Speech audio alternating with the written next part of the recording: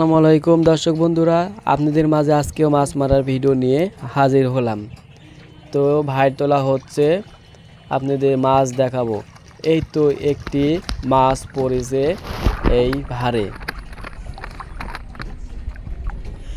যে মাছটি এই দরজা দিয়ে যায় সে মাছটি আর বের হতে পারে না। আরেকটি ভাইর তোলা হচ্ছে, আপনাদের দেখাবো এটাতে কেমন পড়ে। এইটাতে একটি মাছ পড়ছে ললার বাচ্চা, কিন্তু এই মাছটি আকার ছোট। 1 পোয়া পর্যন্ত এই ভাইরে থাকে, অনেক ফাঁসাল। এটা অনেক পুরনো পদ্ধতিতে এই ভাইর এখনও কিছু অঞ্চলে ব্যবহার করে মানুষ।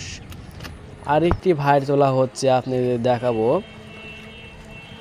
এটাতে খালি সব মিলে কয়টি মাছ হলো দেখাবো।